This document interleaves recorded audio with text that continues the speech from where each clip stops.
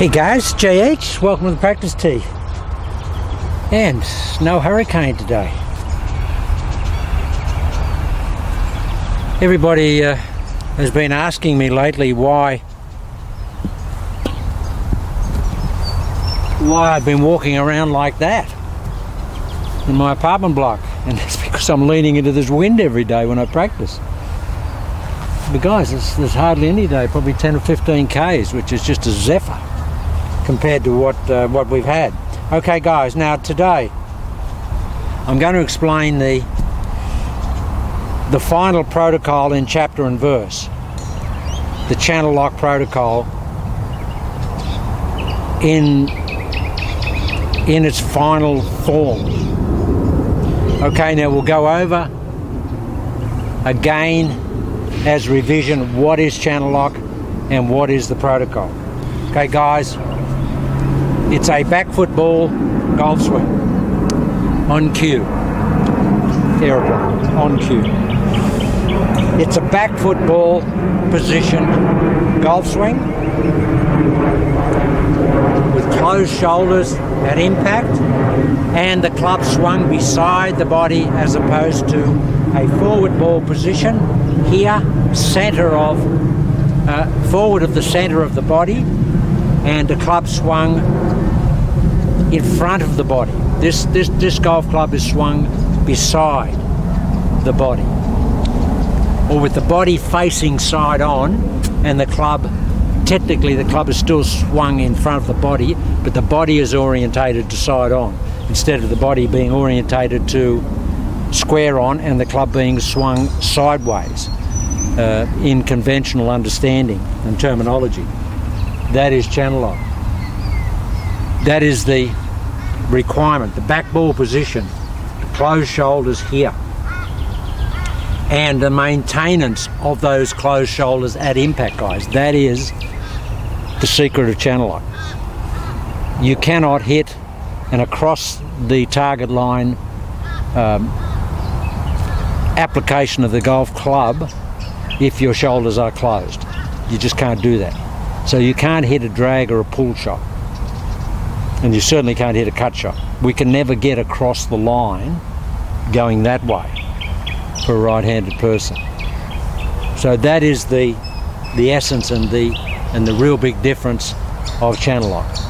It's a closed shoulder golf swing from a back foot ball position where the club is swung beside the body in a channel, and that's why we call it channel lock. But that name will be changed down the track. Channel lock was just the birth name of it, but it's having a name change, which I knew it would happen down the track anyway. Okay, the principles of channel lock and the protocol, guys. What is the final protocol? I'll tell you what my final protocol is. And guys, everybody's protocol will be slightly different. There will be variables, individual variables, and differentials of small amounts or even large amounts, because we can't all swing the same. We're not constructed the same. But I'll go over what my final protocol is. And the protocol is what it is, guys. It's a combination of things that are the same, and they should be conducted in the same manner. The protocol is something that is known and should be applied as that known process. Formula, protocol.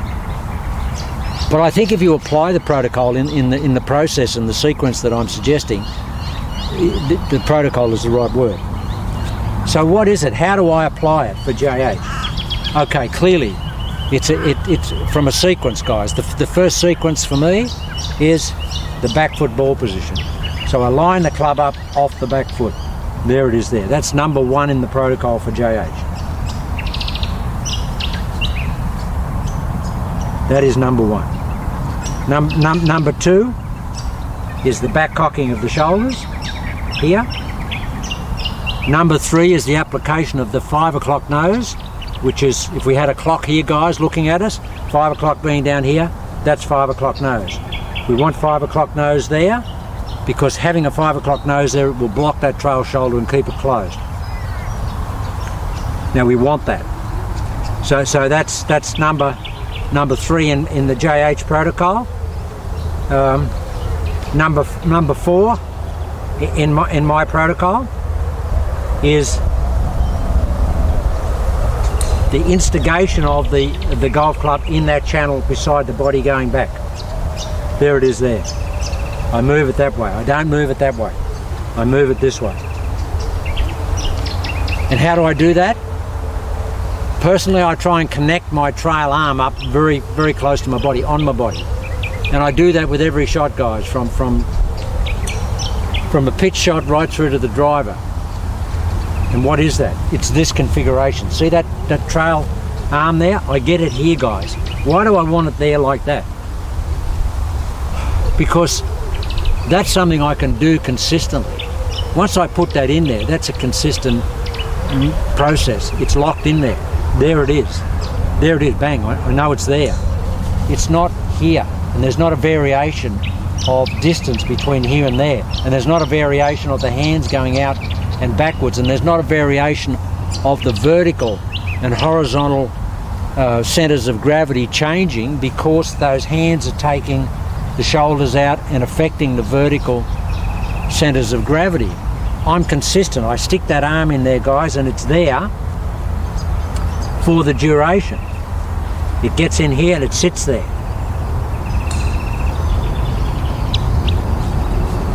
I'll show you.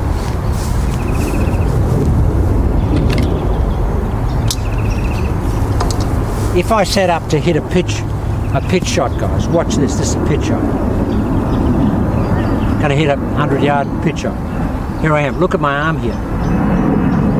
That feels fantastic. Why does that feel fantastic? Because I'm loaded vertically. Must be the greatest takeoff ratio of aircraft in the world. And it's a country airport. Here it is here, guys. Look at this. Look where that arm is. Look where it is there. Look. It's there. Get a 5-iron. 5-iron, look. It's exactly the same, guys. Look. Here. Why is it the same? Because I want to be balanced the same. Watch what happens with the driver. It's the same. And I want to feel this configuration. So for me, that part of the protocol is that trail arm is always linked in there. If that's uncomfortable for people, that's fine. Some people may have to have it out there like conventional, you know, but I promise you, if you practice with this, you will become accustomed to it and used to it. And it really does. The big advantage, guys, is that when it's in here, immediately the shoulders are pre-cocked and they are predisposed to turn like that, very, very severely rearwards here. They don't want to go sideways. They want to go here. And of course the club wants to go there. The club wants to go there. These aircraft are taking off 30-second intervals. So the club goes there. And why does it go there? Because it's here. And that's why I like it there, guys. I really feel like I just do this. It's a gate post. Trail vertical acts as a gate post. Okay. So we've covered that. So for me, I connect there with every shot.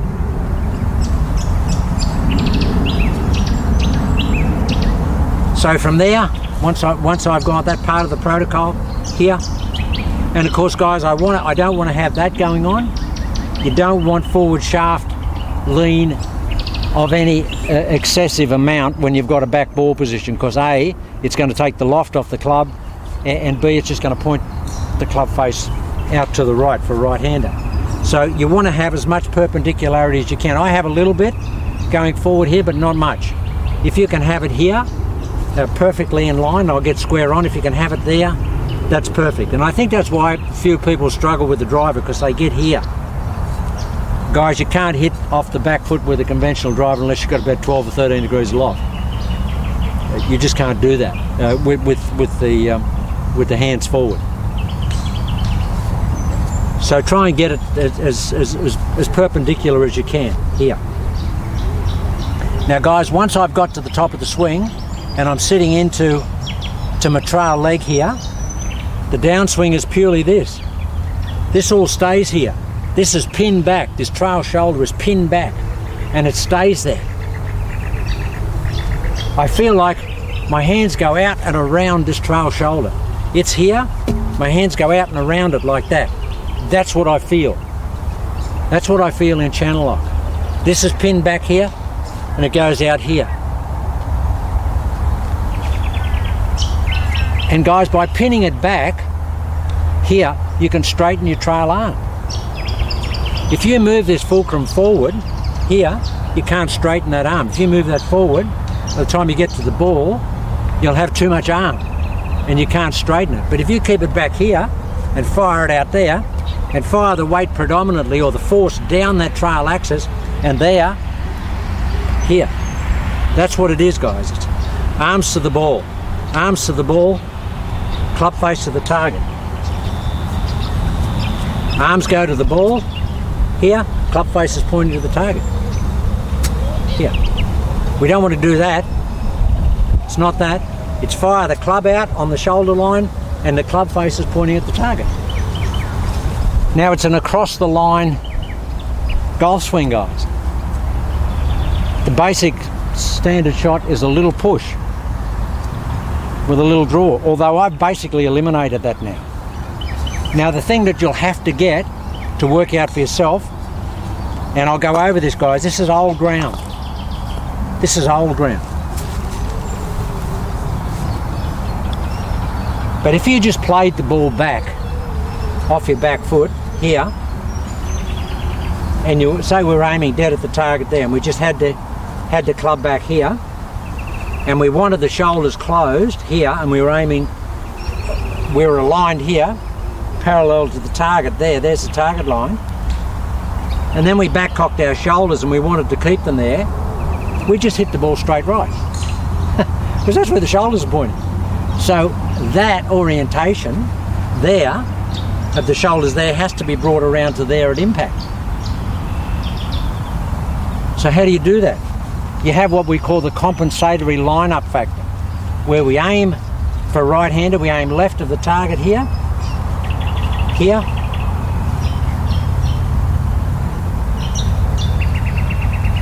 here. Now I'm aimed way left of the target there with my shoulders, here. But when I back cock, here, I'm right on the target line now. That's the compensatory factor, and that's what you've got to work out, guys, yourself, whatever your ratio is. Now, you will see me most of the time, I look like I'm just setting up square to the ball when I come in here most times. But you don't know where the target is, clearly, because you can't see it. But I know where it is instinctively, so I'm setting up with my compensator factor here to the target, but it looks to you like I'm just square on. But I'm actually aimed left of the target for a right-hander. And then when I back cock, these shoulders are perfectly on the target line. That's the tricky part. That's the tricky part. But the facet or the aspect that made the protocol, the final protocol, was this trail pinning of this trail shoulder. That really is what I call the linchpin of the infallible mechanism. Now this swing is infallible. If you set it up correctly, you can only hit the ball one way. You can't hit it that way for a right-hander. You can't pull it or you can't drag it. You can only hit it that way. So it's an infallible process if you set the process up correctly. That's what it's all about, guys. It's like a recipe for making a cake. If you apply the ingredients correctly and the right amount and all of the ingredients, you'll always get the same cake. But if you leave some of the ingredients out, you'll get an abomination of a finished product. It won't be the same. Same with a nuclear weapon. If you left something out of the equation, you just wouldn't get detonation. And so this is a This is a known set of mechanical sequenced applications, guys, and all you have to do is go through the sequence and make sure that as you're applying the sequence with the number, that the body componentry or the process setting up of the body is relative to that original sequence application. Now for me, it's here. This is what it is. It's ball off the back foot, number 1. Here. Back cock the shoulders, number 2. Number 3, 5 o'clock nose.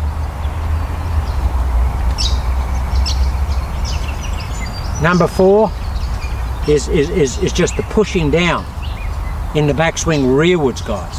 I never want to go that way. It's rearwards here, and from the top of the swing, the number 5 for me is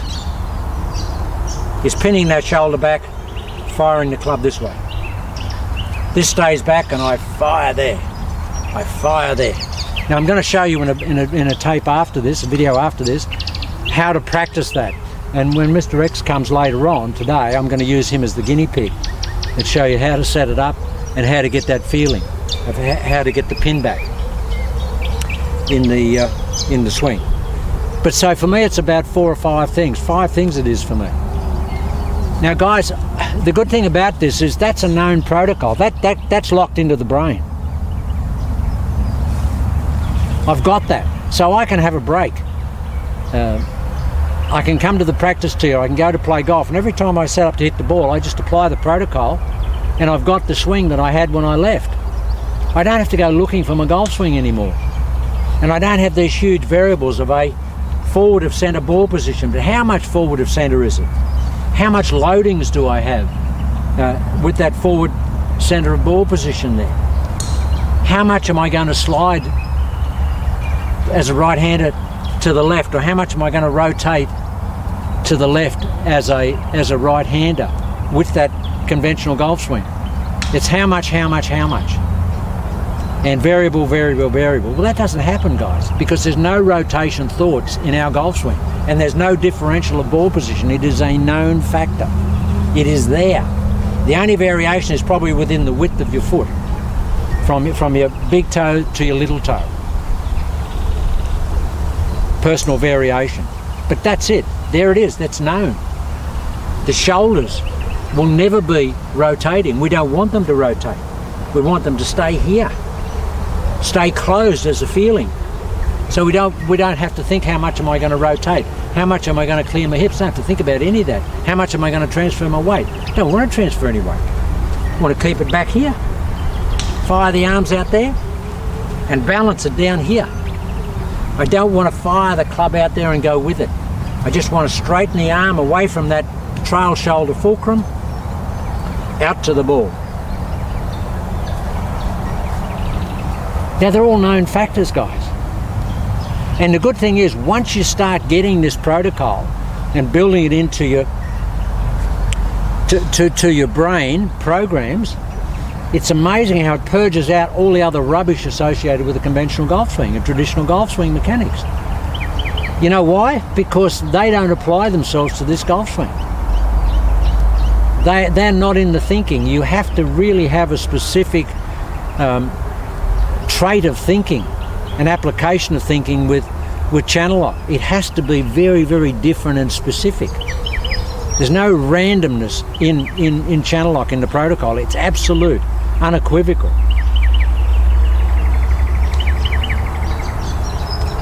There's no contamination factor will ever come into the protocol because there's not much of it. There's only 4 or 5 or 6 things. And if you count those down as a sequence, JH's protocol, number 1, back foot ball position. Number 2, back cock. Number 3, 5 o'clock nose. Number 4, swinging the channel to the top. Number 5, pin the trail shoulder back. Pin it back and stay on that vertical axis. Here. That's all I want to do, guys. That's my 5. Yours might be 4 or 5 or 6. But as long as you go through that every time and think about that before you start hitting balls or hit off. It's there, guys. It's a known formula. It's a known formula. And the only reason it will ever fail you is if you don't apply it correctly. The protocol is known. All you have to do is apply it correctly. You will get the same result every time if you apply the protocol correctly. Now that's where the diligence comes in. And you have to really put some effort in to it. And you have to think about it. No willy-nilly. Don't think about feels, because this is not about feel. This is about pure mechanics and the application of mechanics. You want to be a mechanical man? People say, oh, I want to swing the club naturally. Well, you can swing the club naturally, but you'll never, ever, ever be consistent.